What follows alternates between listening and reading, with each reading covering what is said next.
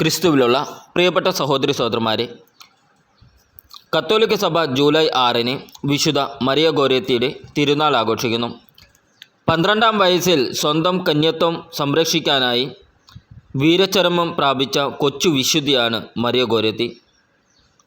അവളുടെ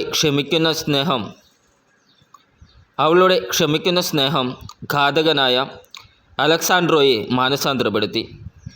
ജയിൽ വിമുക്തനായി പുറത്തു വന്ന ശേഷം അയാൾ അമ്മ അസുന്തയോട് മാപ്പ് ചോദിച്ച് ഒരു സന്യാസ സഭയിൽ സഹോദരനായി ചേർന്നു. ലേഖനം വിശുദ്ധ പൗലോസ്ലീഹ കൊറിന്തോസുകാർക്ക് എഴുതിയ 1-ാം ലേഖനം 14-ാം അധ്യായം 1 മുതൽ 12 വരെയുള്ള വാക്യങ്ങൾ.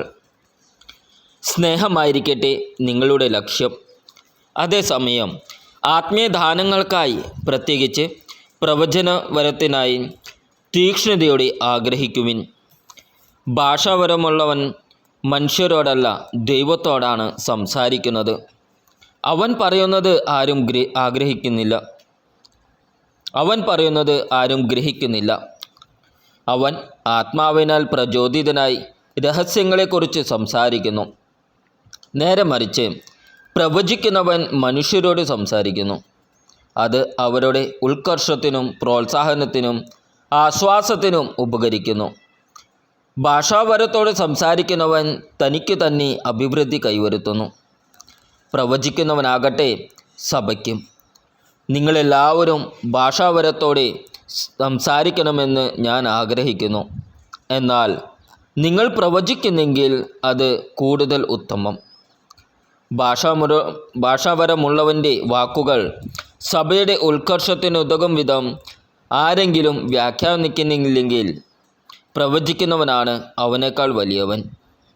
സഹോദരരെ, ഞാൻ ഭാഷാവരത്തോടെ സംസാരിച്ചുകൊണ്ട് നിങ്ങളുടെ അടുക്കലേക്ക് വരികയും എന്തെങ്കിലും വെളിപാടോ വിജ്ഞാനമോ പ്രവചനമോ പ്രബോധനമോ നൽകാൻ സാധിക്കാതിരിക്കുകയും ചെയ്താൽ നിങ്ങൾക്ക് എന്തു പ്രയോജനം? വീണ, കുഴൽ മുതലായ അചേതനങ്ങളായ സംഗീതോപകരണങ്ങൾ പോലും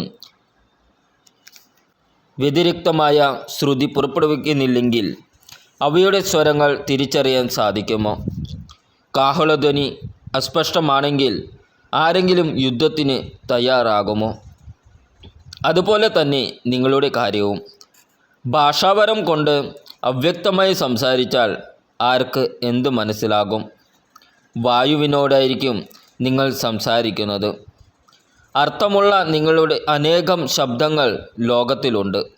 എന്നാൽ ഭാഷയുടെ അർത്ഥം ഞാൻ ഗ്രഹിക്കുന്നില്ലെങ്കിൽ സംസാരിക്കുന്നവന് ഞാനും എനിക്ക് അവനും അന്യനായിരിക്കും. നിങ്ങളുടെ കാര്യവും അങ്ങനെ തന്നെ. നിങ്ങൾ ആത്മീയ കാര്യങ്ങളിൽ ഉത്സുകരായിരിക്കുന്നത് കൊണ്ട് സഭയുടെ ഉത്കർഷത്തിനായി യത്നിക്കുവിൻ.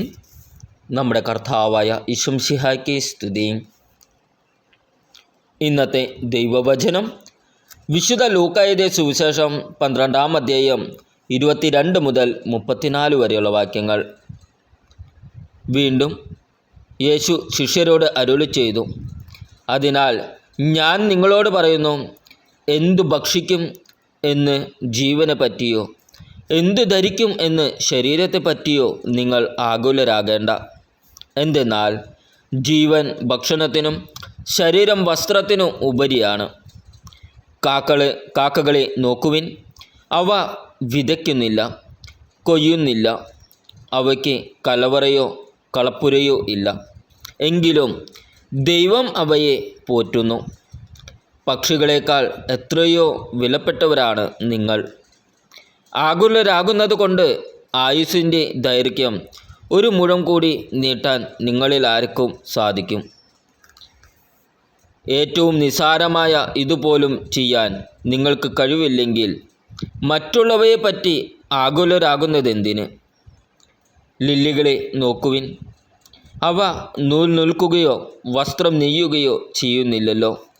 എങ്കിലും ഞാൻ നിങ്ങളോട് പറയുന്നു, സോളമൻ പോലും അവൻ്റെ സർവമഹത്വത്തിലും അവയിൽ ഒന്നിനെപ്പോലെ അലങ്കൃതനായിരുന്നില്ല.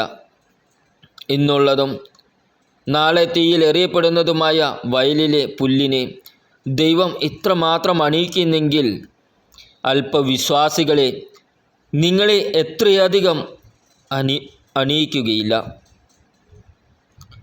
എന്തു തിന്നുമോ എന്തു കുടിക്കണമെന്നോ അന്വേഷിക്കേണ്ട, ആകുല ചിത്രാവുകയും വേണ്ട. ഈ ലോകത്തിൻ്റെ ജനതകളാണ് ഇതെല്ലാം അന്വേഷിക്കുന്നത്. നിങ്ങൾക്ക് ഇതെല്ലാം ആവശ്യമാണെന്ന് നിങ്ങളുടെ പിതാവിനറിയാം. നിങ്ങൾ അവിടുത്തെ രാജ്യം അന്വേഷിക്കുകയും ഇവയെല്ലാം അതോടൊപ്പം നിങ്ങൾക്ക് ലഭിക്കും. ചെറിയ അജഗണമേ, ഭയപ്പെടേണ്ട. എന്തെന്നാൽ നിങ്ങൾക്ക് രാജ്യം നൽകാൻ നിങ്ങളുടെ പിതാവ് പ്രസാദിച്ചിരിക്കുന്നു. നിങ്ങളുടെ സമ്പത്ത് വിറ്റ് ദാനം ചെയ്യുവിൻ. പഴകിപ്പോകാത്ത പണസഞ്ചികൾ കരുതി വയ്ക്കുവിൻ. ഒടുങ്ങാത്ത നിക്ഷേപം സ്വർഗത്തിൽ സംഭരിച്ചു വയ്ക്കുവിൻ. അവിടെ കള്ളന്മാർ കടന്നു വരികയോ ചിതൽ നശിപ്പിക്കുകയോ ഇല്ല. നിന്റെ നിക്ഷേപം എവിടെയോ അവിടെ നിന്റെ ഹൃദയവും. നമ്മുടെ കർത്താവായ ഈശോമിശിഹായ്ക്ക് സ്തുതി. വിചിന്തനം: ഉത്കണ്ഠയാണ് മാനസികാരോഗ്യത്തിനെതിരായ ഏറ്റവും വലിയ വെല്ലുവിളികളിൽ ഒന്ന് എന്ന കാര്യം മുൻകൂട്ടി കണ്ടതുകൊണ്ടാവാം ജീവിതത്തെപ്പറ്റി ഇത്രയും ഭാവാത്മകമായ ഒരു ചിത്രം ഈശോ ഒരു ദാർശനികനെ പോലെ ഇവിടെ വരച്ചിടുന്നത്. ജീവിതത്തിലെ ഏറ്റവും നല്ല നിമിഷം കഴിഞ്ഞു പോയതോ വരാനിരിക്കുന്നതോ അല്ല, ഇതാ ഈ നിമിഷം തന്നെയാണ്.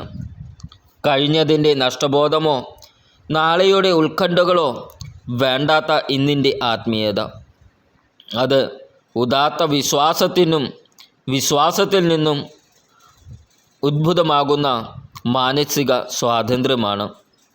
ആശയാണ് ശോകത്തിന് കാരണം എന്ന് കണ്ടെത്തി ആശാനിഗ്രഹം നിർദ്ദേശിച്ച ബുദ്ധമന്ത്രം പോലെയല്ല ഇത്.